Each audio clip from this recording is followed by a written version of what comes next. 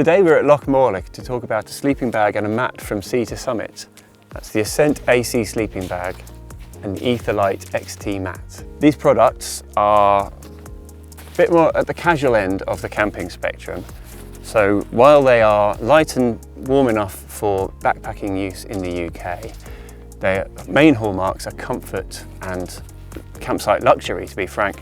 They're slightly larger than your average sort of mummy-shaped tapered mat or sleeping bag, and that really sets them apart in terms of car camping and valley camping use. Now, the Ascent AC sleeping bag isn't one of your specialist ultralight mountaineering or backpacking sleeping bags. Its selling point really is comfort. So it's got a more relaxed fit, more of a sort of oblong shape. That gives you more room inside, which reduces the feeling of claustrophobia at night and makes for a more sort of pleasant camping experience. Most lightweight sleeping bags will only have a half or maybe 3/4 length zip, which is fine when it's cold, but often you're out in warmer weather, you can feel a bit too hot and there's no way to really vent lower down in the bag. The Ascent AC is different in that regard, and in fact it has a profusion of zips, 3 different openings to the bag, so I'll talk you through those. First of all, the main zip entry on the left side of the bag opens to the full length, right down to the foot. So you can pretty much vent right down with this zip. Secondly, if you want to be zipped up in the body, but you get warm feet at night, which is something that I personally get quite a lot, it's possible to unzip just the bottom using a separate zip and poke your toes out to feel the night air on your feet, which is lovely in warmer weather. And thirdly, and also quite unusually I think, there's a third zip on the right side of the bag, just some of the way down, which allows you to poke an arm out if you want to sort of rummage in your gear while staying fully zipped in the rest of the bag. It's also possible to unzip from the top on both sides so that you just fold down the lip of the bag to give yourself a bit of ventilation at the top without having to unzip anything else. Lastly, and I think this is what sets this bag apart for me, is the fact that you can open it right out into a quilt, which for warmer weather use is obviously fantastic. So inside this bag, the business end of it if you like, is a 750 fill power dry treated RDS certified duck down. Now that's slightly thicker on the top of the bag, and there's slightly less of the fill on the underside, which is going to get compressed anyway. So especially if you sleep on your back, you're maximising the use of the available insulation. In terms of warmth, it's always hard to be definitive about any sleeping bag because we all have different metabolisms and different tolerances for the cold. But based on lab tests, Sea to Summit rate the Ascent AC as 2 degrees comfort and -4 lower limit. Now the comfort is the level to which a standard female, the average female, will be able to sleep in a relaxed position on her back without waking or shivering in the night. But women tend to sleep on average colder than men, so the lower limit refers to the temperature at which a man can sleep in comfort curled on his side. Now I tend to feel the cold less than most people at night, and I've used this in some fairly chilly sort of spring conditions, and my own sensible limit for this bag is around the 2 degree mark. Personally, I'd say if you get down towards 0, -4, certainly you're going to be wanting to back up what you're wearing in the bag with maybe a warm jacket or something like that. So for me, this really represents a 2 to 3 season sleeping bag. In terms of weight, the longer length bag I've got here comes out at about 930 grams. So when you add the weight of the stuff sack too, that gives you a weight of about 1 kilo. Obviously, warmth for weight-wise, that's not going to compete head for head with a sort of specialist lightweight mountaineers or backpackers model. What you get instead is something a bit more casual, so that's worth remembering. So the looser fit adds weight and also I think reduces somewhat the thermal efficiency of the bag because you've more space on the inside to warm up. So for that reason, this bag is not going to compete head to head with a lightweight specialist. What you get is something a bit more relaxed and comfortable for car camping. Overall, it feels like a really well-made quality bag, and it's got a few features which I think help set it apart.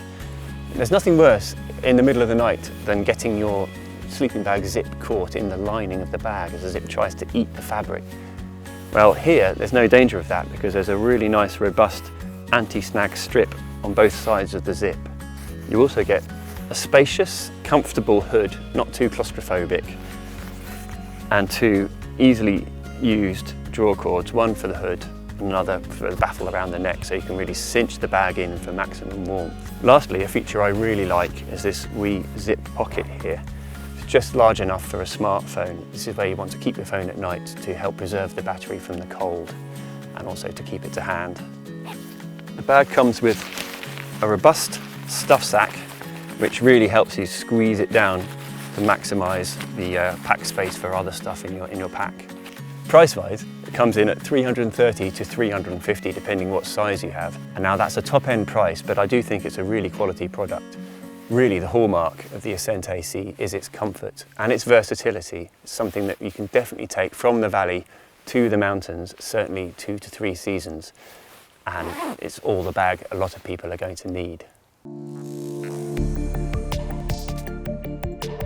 Moving on to the mat, Sea to Summit's Ultralight XT mat works well with the Ascent AC sleeping bag. You could even call it a sleep system, except of course that you could buy either separately. As with the sleeping bag, this is a larger and more relaxed kind of mat. It's not the sort of narrow, tapered, ultralight design that mountaineers and lightweight backpackers might be used to.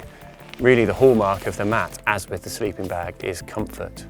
The mat comes in 3 sizes, and on the basis that more is more, I've got the largest size here, which is a whopping 198 centimetres long. And as you'll see, very broad as well, so there's really no danger of your arms or your feet sort of flopping off onto the cold, hard ground at night. So when it comes to weight, you're not, as I've said, looking at a specialist lightweight mat here. All told, with the stuff sack, the size large comes in at 666 grams. So you can certainly get a much lighter mat for equivalent or warmer. So really look at this as light enough, but also very luxurious. So in terms of that luxury, there's a massive depth to this mat, up to about 10 centimetres, which is a lot more than you'll get with most air mats. And it's been constructed in a series of separate chambers, which Sea to Summit call air-sprung cells. Now these work much like the springs on a mattress that you might have at home. So each moves individually, conforms to the shape of your body as you roll over at night to give you a really supported and comfy feel. And because of that thickness, the mat soaks up any sort of bumps on the ground underneath, so you're sort of riding over the lumps and the bumps and you're really not feeling anything. It's a very comfortable feel at night. For warmth, the Ultralight XT combines synthetic insulated fill with a reflective layer which helps with radiant heat loss. The R value, the measure in the lab of thermal performance, is 3.2. Now for comparison, a decent closed cell foam mat will come in at about 2.2, but you can get a down-filled sort of mountaineering specialist that has an R value of 7 or more. So you see the Ultralight XT is about mid-range in terms of insulated mats. As with the Ascent AC, I'm going to give it a 2-3 season kind of rating, and I think this mat would happily take you down to about freezing point in comfort. So it's quite versatile for use in the UK hills outside of winter. Inflation and deflation is carried out using the same robust valve. And a really neat feature from Sea to Summit is that the stuff sack doubles as the inflation bag.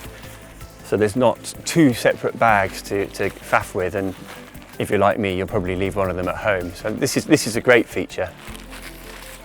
The nylon fabric, 30 denier on top and a slightly tougher, more abrasion resistant 40 underneath, is soft to the touch, and crucially, it doesn't really have a loud, crinkly noise, which is the downfall of many a sleeping mat. It will wake you up as you roll over. This one, fairly quiet. The Ultralight mat pairs really well with Sea to Summit's own Aeros pillow. Here's one I prepared earlier. This is a nice, lightweight, compact, inflatable pillow with a lovely plush fabric. And a nice touch is that via these Velcro pads, you can stick it onto your mat so that it doesn't sort of ping out from under your head in the middle of the night as pillows generally do. Price-wise, the Etherlite XT comes in at £170 to £195 depending on the size that you go for. Now it's a premium price, but then this is a premium product, one of the most comfortable mats I can remember using, and you have to ask yourself what price you'd put on a comfy night's sleep.